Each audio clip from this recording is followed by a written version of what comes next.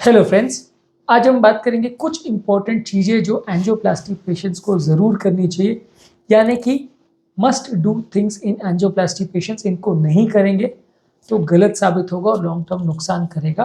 Topic पर जाने से पहले जो लोग हमारे चैनल पर नए हैं उन्हें रिक्वेस्ट करूँगा कि चैनल को सब्सक्राइब करें, वीडियोज़ को लाइक और शेयर करें।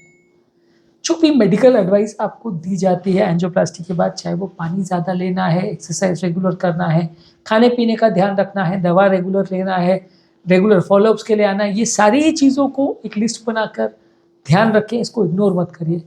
लोग कई बार क्या है, इसको इग्नोर करते हैं, ध्यान नहीं देते हैं और उनको लगता है कि कैजुअली हाँ डॉक्टर्स तो बोलते रहते हैं, उनका काम है बोलना।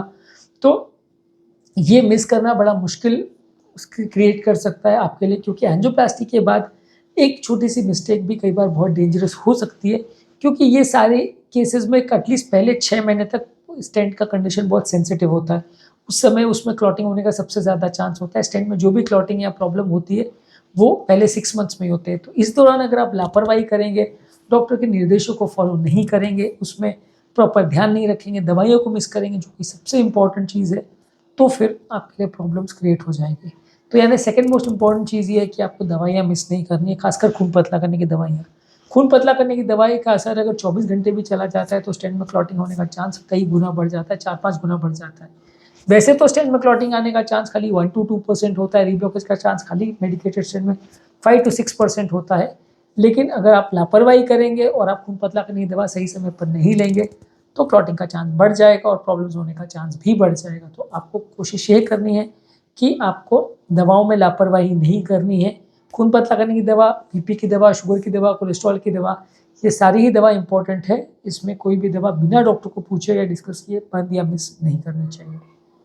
इसके अलावा कार्डियक रिहैबिलिटेशन आपको अटेंड करना चाहिए। कार्डियक रिहैबिलिटेशन एक प्रोसेस है जिसमें बहुत सारी चीज़ें इन्वॉल्व होती है, जो एक पेशेंट को अपनी हार्ट अटैक के पहले वाली स्टेज में लाने में मदद करता है। क्योंकि हार्ट अटैक एक तरह से एक झटका, एक जोर जैसा होता है जो कि आपकी लाइफ को पूरी तरह से बदल देता है।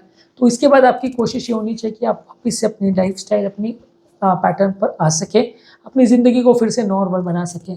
तो रिहैबिलिटेशन का प्रोसेस है वो इस चीज़ को एड्रेस करता है कि आपको अपनी लाइफ में नॉर्मल ला सके। इसमें आपकी एक्सरसाइज, आपके दिनचर्या को मैनेज करना, आपकी मेडिसिन को मैनेज करना, आपकी फॉलोअप्स को मैनेज करना, सारी चीज़ें इंक्लूडेड है।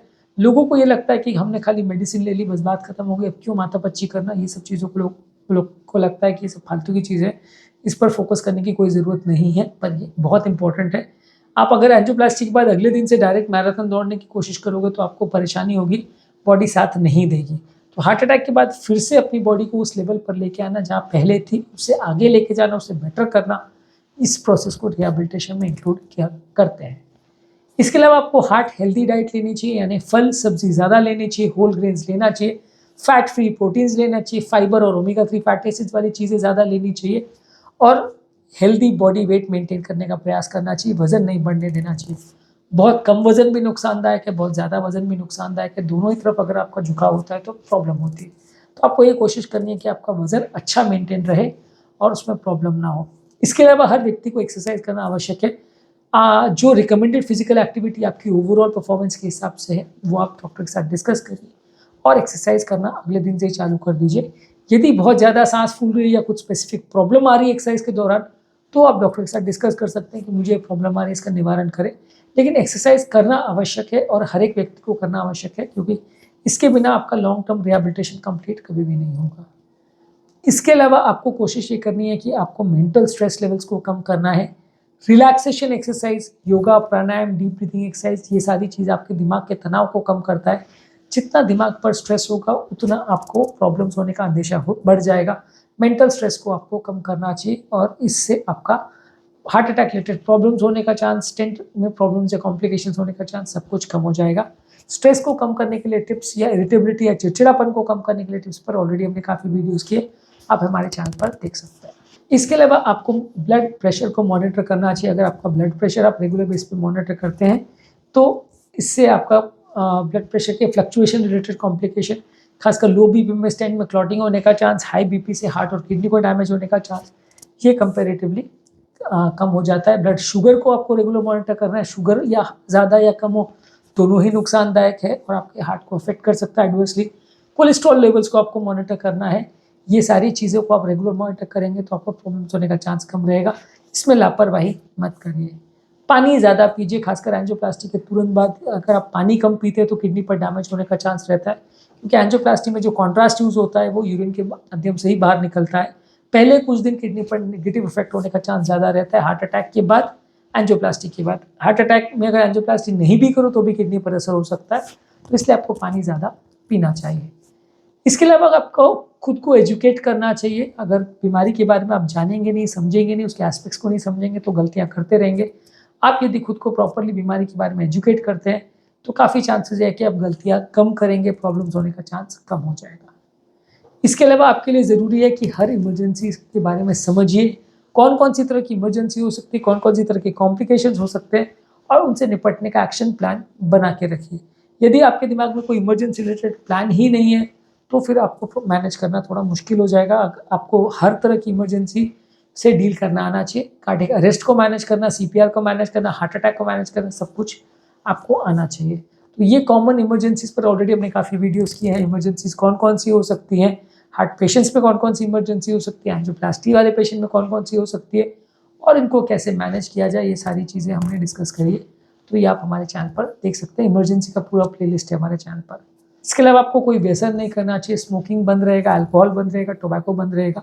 यदि आप व्यसन करते हैं तो क्लॉटिंग का चांस कई गुना बढ़ जाता है, प्रॉब्लम्स होने का चांस कई गुना बढ़ जाता है। तो किसी भी तरह के व्यसन में खुद को मत पड़ने दीजिए। इसके अलावा आपको कोशिश करना है कि कोई भी मेडिसिन रिलेटेड अगर साइड इफेक्ट्स आपको हो रहे हैं, प्रॉब्लम्स हो रही है, तो दवाओं को बंद नहीं करना है, डॉक्टर के साथ उसे डिस्कस करना है।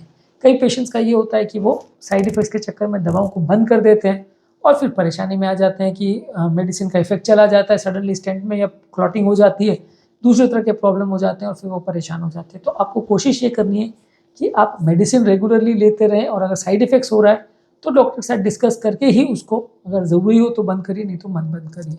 अपने आप से मेडिसिन के बारे में डिसीजन मत लीजिए। मेडिसिन एक बहुत ज़्यादा क्रूशियल चीज़ है, और पहले 6 महीना मान के चलिए कि पेशेंट का सर्वाइवल मेडिसिन पर ही चलता है। तो मेडिसिन में लापरवाही एंजियोप्लास्टी के तुरंत बाद बिल्कुल नहीं करना चाहिए। एक बार 6 महीने साल भर हो गया और पेशेंट सेटल हो गया, सब कुछ ठीक हो गया, तो फिर धीरे धीरे करके आप एडजस्ट कर सकते हो। पर जहाँ तक पॉसिबल है मेडिसिन में गड़बड़ ना करें तो ज़्यादा अच्छा है।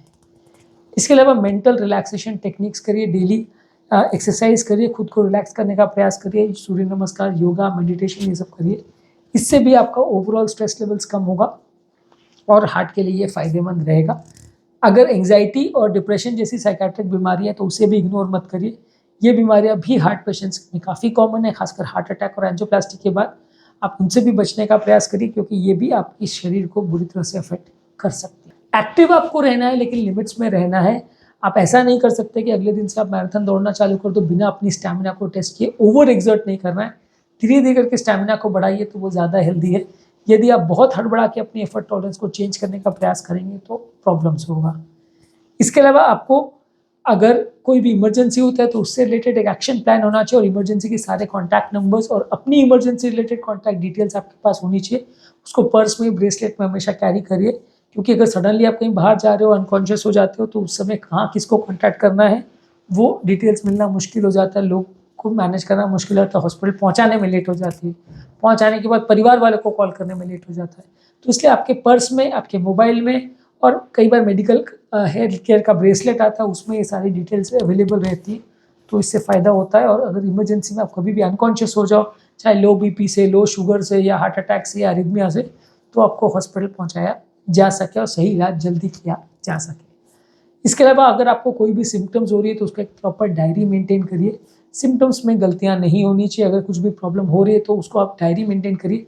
कई बार क्या होता है कि आपको छोटा मोटा कोई भी प्रॉब्लम आता है और 6 महीने बाद या साल भर बाद जब डॉक्टर पूछता है कि आपको चक्कर कितने बार आया था, या दर्द कितने बार हुआ था, या कभी ऐसा हुआ था कि तेज़ दर्द हुआ या कुछ प्रॉब्लम हुआ, तो आप सब भूल चुके होते हो। आपको लगता है साहब एक बार हुआ था, नहीं हुआ था, भूल जाते हो।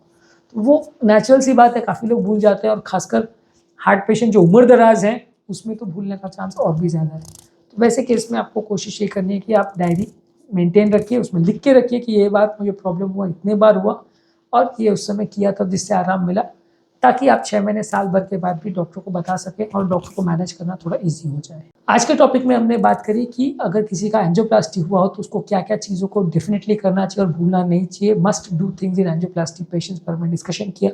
जो लोग हमारे चैनल पर नए हैं उन्हें रिक्वेस्ट करूँगा कि चैनल को सब्सक्राइब करें, वीडियोस को लाइक और शेयर करें।